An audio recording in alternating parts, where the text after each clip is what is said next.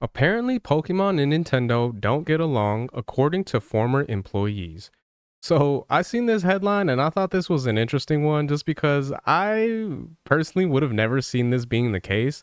I always thought that, with Pokemon and Nintendo, they would kind of always be the type of companies that go hand in hand and they wouldn't have any issues amongst each other.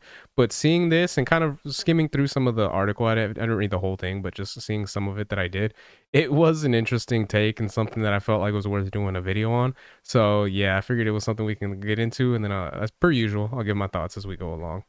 So, for the last few years, it has really seemed like Pokemon and Nintendo have been partners in crime, as in they both love to sue everyone. But despite having the same mindset when it comes to copyright issues, it's now been revealed that the two companies haven't been getting along as swimmingly as expected. And I don't know, I feel like that's an interesting one. And yeah, that is one of the things right there that I always thought was a little bit strange, just because it is true they do like suing everyone, the bastards.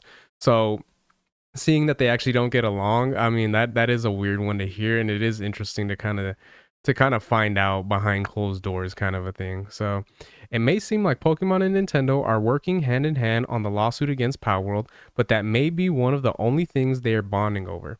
During an episode of the Kit and Krista podcast, former Nintendo of America employee Kit Ellis and Krista Yang opened up about what was really going on between the two giant video game companies.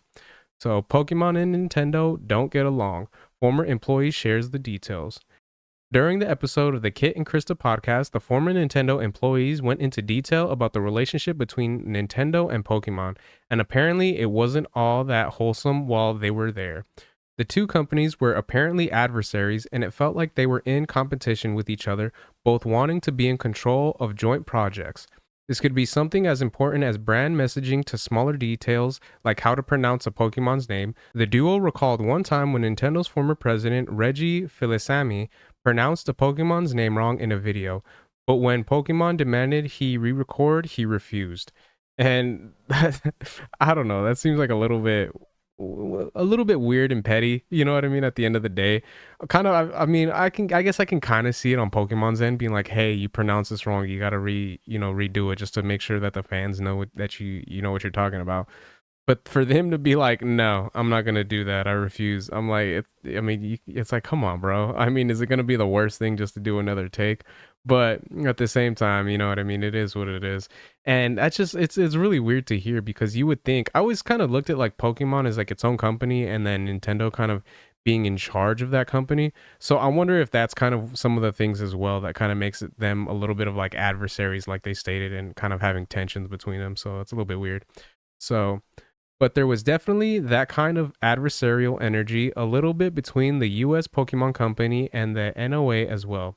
Yang recalled on the podcast there was this kind of tug of war for control. It was like, well, if you guys are talking about video games, you got to involve us. We need to be able to make sure this shows properly in our systems.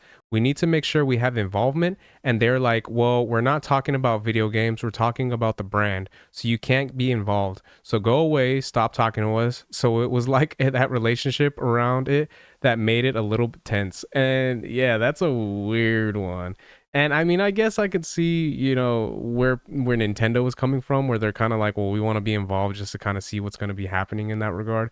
But if they're talking about the brand itself and they're kind of being like, well, no, this doesn't involve you because this is about video games, not you.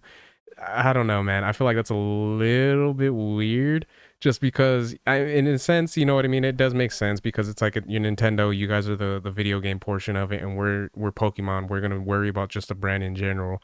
But that I don't know, man. That's a little bit crazy that they have tensions like that. So despite the drama, it seems like both companies are doing well.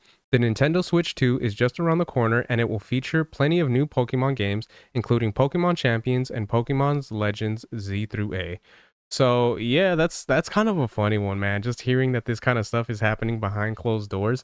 Just because, like I stated earlier, like you would think that, companies like this would go hand in hand and there wouldn't be any like beef or bad blood.